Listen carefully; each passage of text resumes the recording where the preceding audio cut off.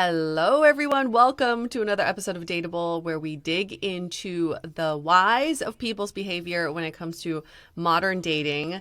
Last week's episode was fire, complete fire. People love Jeff Harry and his whole spiel about why we need to bring play back. Making dating fun again. Yes, I think there was such an overwhelming response, and I think that's really showing that this is actually a problem for a lot of people, that it doesn't feel fun. It feels like a chore. Such a great reminder, because people treat dating like they treat dating like this employer who's mistreating them. Right. And we're all like disgruntled employees. And that's not the case. Dating should be so much fun. If you haven't listened to that episode, or if you want to listen to it again, we highly encourage you to do that. I feel like I listened to it 3 times now. And each time I have a different idea. My creative juices just start flowing, and it just inspires me to do something different that day. Well, totally. I think it's great, like, if you're in a relationship, to add that playful and fun and adventure and, excitement. Because at the end of the day, like, that's what, I think this year is a reminder that you can shoot for the future, but all we really have is the present day.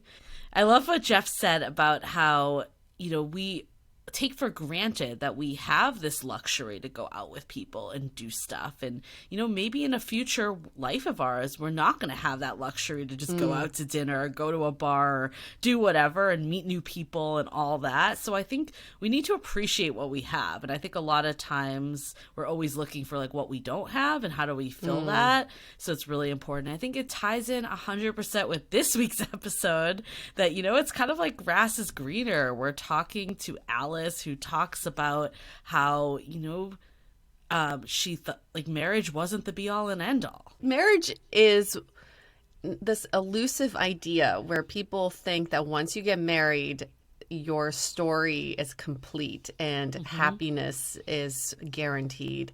Or you feel like there's some kind of safety net that's guaranteed. My mom always says that too. If you're not married, how can you ensure that your partner doesn't stray? Well, people stray all the time in marriages too. It's insane that people think that just because you get that certificate, your relationship is solid, and it's not. So Alice will prove, you'll see in her interview, that marriage is not the end all be all for her, and it may not be the end all be all for a lot of people. I definitely was actually at dinner with some friends last night. This came up, and I reiterated. I totally agree that this is not, the safety net that we all think it is. We got so much overwhelming, feedback from last week's episode. But one thing that I actually listened to when I was re-listening to the episode, because Yue and I always re-listen to the episodes to hear how they sound, and we also get a lot of learnings ourselves from them. For sure, yeah. And one of the things that actually, I heard myself say it, and I was like, oh my God, I kind of cringed when I said it. And it was actually about the Asian hate crimes that we were talking about. And thank you, first of all, you sent me this virtual event that Mei Lee spoke at this week. So I think it was really good for me to go to that. And I did notice that I was probably one of the only white people in the crowd too. So what made me cringe though when I said it was how this conversation is not coming up with my white friends, which is true. But what I thought about it is I was like, I should be the one bringing it up. That is how I can be an ally and how I can do it. It's not good enough to just be like, oh, it's not coming up. And I think that is what's happening right now, is that it's only in these Asian circles. It's not really mainstream and widespread. And that's kind of what happened with BLM, that it turned out they're like, no, we need white people, we need Asian people, we need Hispanic people to be our allies. So it was a reflection for me hearing that words come out of my mouth. Yeah, and I think sometimes it happens with dating too. We just morph ourselves into the partners that we engage with, people we go on dates with, when we should insert ourselves a little bit more in what does matter, what matters to you the most right now, what is top of mind. And there's nothing wrong with bringing that up, even in circles that you don't feel like it's top of mind for them, because they probably should be aware of what's happening. Totally. It goes back to the fun in dating too. If you're going on a date and the conversation is, feeling depressing or going down a rabbit hole, try to change the tune.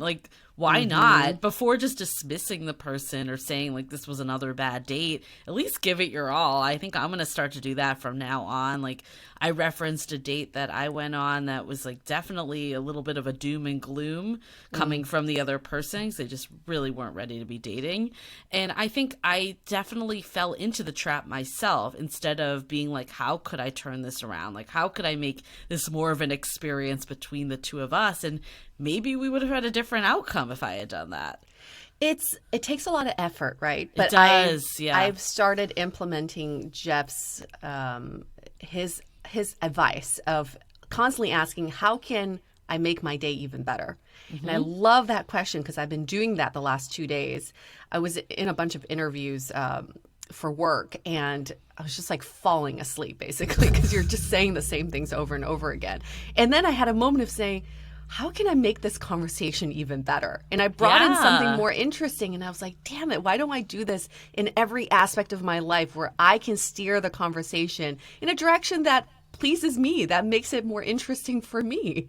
Right. And then at least you know too, when you've hit that wall, that it can't get any better. Yes. You know, kind of like what we're talking about today in this. There sometimes comes a point that things aren't working out for you, and it's time to like move on with your life and, you know, have a different life. And we'll get into our whole guest story. She has a phenomenal story that we will honestly not even do diligence to start saying it ourselves. So we're going to let her talk with it. But I think just like the way she's like vibrating now and the energy she's putting out there, sometimes like you do need to close a chapter to make room for other things. And exactly. I was just thinking about that. Haven't you been on dates where you thought, what would make this date better? It's if I went home. Yeah. And watched Netflix. Yeah. That happened to me. Shower. That happened to me recently. And I was like, you know, he's like, let's go get ice cream. And I'm like, I'm really tired. You know. And then I was like, oh my God, it's 8:30. Like, it's like COVID time is like totally different, especially, I mean, in San Francisco, when you're doing like all outdoor stuff, I feel like, I don't know if like I'm sure other cities are experiencing this too. It's like when you used to go to dinner, I went to dinner last night at 8:30. Ooh, rebel. Yeah, and all of, like my friends, it was the only time we could get this reservation. My friends are like, that's kind of late. And I'm like, okay, but back in the day, 8:30 was a totally normal time to eat. Yes. Like we would never go to dinner at 5:30 p.m., yet that is what we're doing today. Right, because things close at 9, so you got to get your meal in. Or it's cold. It gets colder. Yeah. You got to like take advantage of the warmer time. But yeah, I was like, this feels like a totally invalid excuse. But to me, I felt drained, and I was like, I really just want to go home. Like that was what I wanted. And you're right. Sometimes that is, and I love what Jeff actually, just to like kind of quickly recap last week, like he said, if play fails, that's also a positive, because you know it's not the match. Yes, absolutely. And this happens in relationships, like with our guest Alice. Sometimes you gotta think, like, what's going to make this relationship better is if we both get the fuck out. Right. Right. Like we could be happier, and it sounds like they have a better relationship today than they even did back then. But we are super excited that Jeff Harry is actually going to be our guest for the Dateable after show this month. So he's going to help us all put this into practice, because you could hear it. You can kind of like I loved, actually, we saw some people, Janice led the charge here in our group, the exercise that Jeff walked us through that I actually did with you, Yue, about like, you know, when do you come most alive, and what values, to your life? Yeah. But I think he's going to help us facilitate a lot more exercises and ways that we can bring our playful nature into dates. So I'm super excited. Louise, our events producer, is working with him. They're friends to begin with, so it's going to be a phenomenal event. And so Louise has a podcast all about play. Yes. So she's been in the space, and they're going to make this workshop. I'm going to call it a workshop because it's going to be very interactive. It is next Thursday, the 22nd. It is only available for Sounding Board members who are at the Friends with Benefits level or above. All you need to do is just go to our website, dateablepodcast.com/sounding board, get all the info, or DM us on Instagram. We're happy to answer any questions you have. If you want to upgrade your tier in the Sounding Board too for this event, you can. Your free to do that. We're more than happy to have you upgrade to that. And it's going to be a phenomenal event. But before that event, this coming Thursday, Julie and I are doing our monthly community live stream. It's free. It's going to be in the Facebook group, Love in the Time of Corona. We shoot the shit for 30 minutes, but we're also introducing you all to our newest member of the month. We won't reveal who that is, but last month we had Ryan, if you guys all remember, and he revealed his now boyfriend during that live stream. So you never know. You never know what can happen during these live streams. I'm super excited to announce this month's winner because I think they really do, show the values of the community for sure. So just for anyone that's new, if you've heard this a zillion times, you could just nod your head and move on. But we have our free Love in the Time of Corona group. This is the public group. This is about 1,600 members strong. People still are super supportive, super personal, all of that. But then we also have the sounding board, which is the premium group. And that's where, people really are forming these deep friendships, and they're tuning in for happy hours every week and podcast discussion groups and the Dateable after shows and all of that, where they're really getting to know each other. Like, I'm so excited. One of our community members, Caitlin, is actually planning to come out to San Francisco in the next couple weeks. So hopefully, is she really? Yeah. Caitlin? Yeah. So hopefully we'll get to meet some people, start to meet people in the flesh, which is really exciting. Like, I think a lot of, she's like, I'm definitely hitting up the Dateable fam to see who's around and who can hang out. And yeah, it's going to be, I'm just constantly amazed by the friendships that are formed. And we talked about this last week, like, community and belonging is so core to dating and relationships. It's a relationship in itself. Can we just pimp out Caitlin as well? Thank you for all the feedback, and thank you for being so engaged in the community and for just your sound advice a lot of the times, and your pictures of you masturbating all the time. It's very inspirational. So I'm just gonna do like a little pimp out of Caitlin. If you join the community, find Caitlin. She's fantastic. She is also super, super passionate about inclusion, and she put up a really great post actually of how people can start addressing people in a non-binary way, and I loved it. There were some really good ones on there. There was like, hey, epic humans, or like all these different ways that you can reach out to people, or y'all, or like different ways that are just like non-gender basis. Oh, I can't wait. If anybody has expertise in this field, and especially when it comes to dating, we would love to talk to you about it. Inclusion in dating. What does that mean? And how can we shift our mindset? You know what's really funny? I'm trying to pull it up, but there was a post actually in the Facebook group about like new acronyms or things you're seeing in dating profiles. Oh, I want to see this. And there was one that, okay, this is what it was. Dink. Do you know guess what dink means? If you had a guess. Dink. This one. Wait. Dink. Wait. Is it? It's not going to be what you think. Is it someone who's a twink, but also? Wait, what's a twink? Okay, I'm gonna have my gay friends explain that one because I will definitely fuck it up. Is it okay, no, I really give up.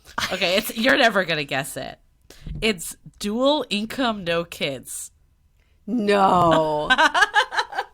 I know. I was like, that apparently is like a thing that people are putting in their profiles. There's also, this one's pretty like standard, so you'll probably know this one, but GGG, do you know what that is? GGG. Girls. No, I don't know.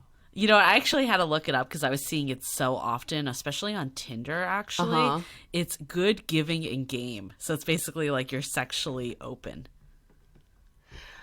What? Yeah. GGG? But it's not necessarily like you're sexually non-monogamous or anything like that. It's just that you're like down sexually. And I'm like, hey, if someone's giving and down sexually, that might not be the worst thing. I'm down with that. Interesting. Wow, these terms. Okay, we got to do a whole episode on the newest terms coming out. Dink, I don't think I would have ever if I saw dink on a profile, I would not know what that meant. That is not what it sounds like at all. Yeah, I would think it was something negative. Yeah, totally. Anyways, we will be exploring all this and more on the live stream. And yeah, also on personal note, I'm super excited that you're going to be back in San Francisco next week. I feel like you have like this, I want to say it's like your pied-a-terre, but it's not really. It's like your boyfriend's place. It's my boyfriend's place that I call my pied-a-terre. You're both just living the double city lifestyle.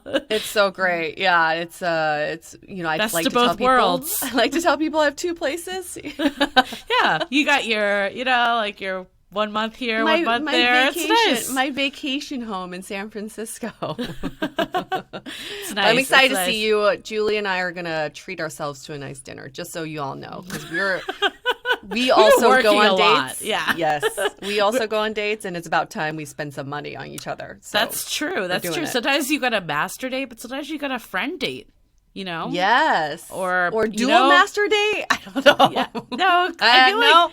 I mean, Yue and I also kind of have like a relationship in itself that we are like business partners, like more than I think we ever realized when we started this podcast. We share a bank account. That's pretty aggressive, Oh my gosh, I've never shared a bank account with anybody. This is a huge step. Now I'm scared. I mean, it's actually kind of amazing that it's been 5 years and we're still like, as good as what we started, but we really, you really don't know. Like when we first started this, we're like, hey, it's a hobby. We're just going to do it. It's going to be shooting the shit. It's going to be fun. Yeah. It's funny. Last night I met someone and I was telling them about the podcast and he was like, oh, how long have you been doing it for? And I said 5 years. And he pulled up our Apple Podcast page and he's like, has it been with the same girl? I'm like, yes, it has. We've been monogamous for 5 years. Yeah, but we did have we had a third. Yes, we had a unicorn. We also had a weird stage where we were testing some third people. Oh yeah, that's right.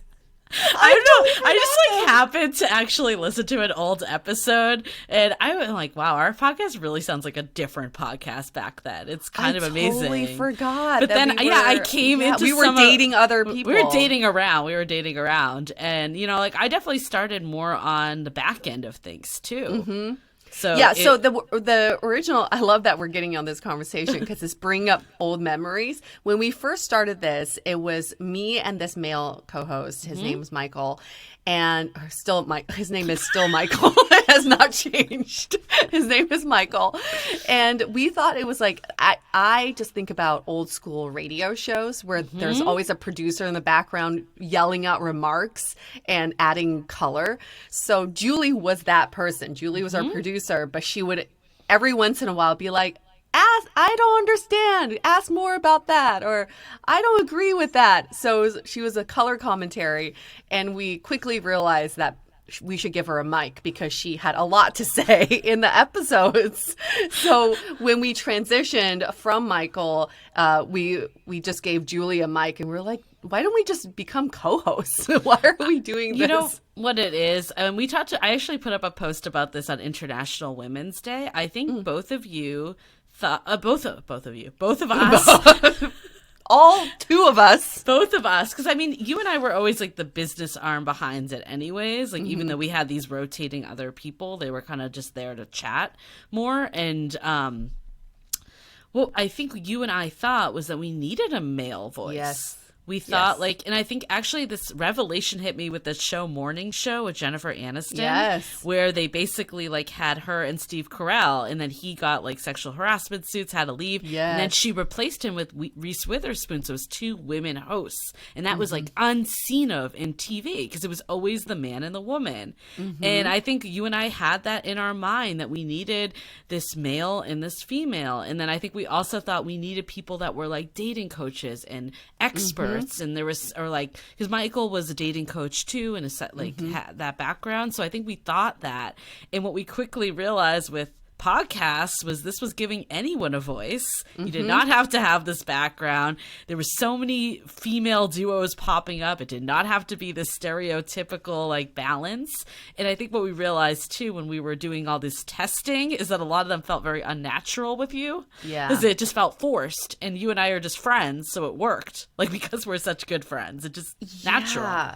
And the other issue with male and female co-hosting is that you end up in these buckets where you're representing your gender, which Yes. you're not, right? So we kept asking Michael, like, what's the male perspective? Well, it's not Right. really the male perspective. he it's know? Michael's perspective. Exactly. So when you have two women, it's not so much like we're representing all women. It's just we're representing our own beliefs, and Yep. people believe that. Totally. I think we were underselling men to think that we could have that all wrapped up in one man's voice. Like, there's Yeah. no way. No way. No way. No way. We've come a long way. Our relationship has evolved so much. And I'm going to tie this back to this episode because we're going to bring it back. Bring it back. This intro's over, guys. Thanks for sitting through all of this. It was like a therapy session for me. We're going to bring it back because every relationship goes through so many evolutions. It's constantly changing. But as long as the people involved in the relationship continue to be passionate about their journey and to really believe in each other and believe in what they're creating together, the relationship will go in a place that's supposed to go. And that's what this episode is about. When two people are no longer willing to be on this journey together, time to get out and find yourself. No shame. No shame. No shame in that. Awesome. So let's get into Alice's story.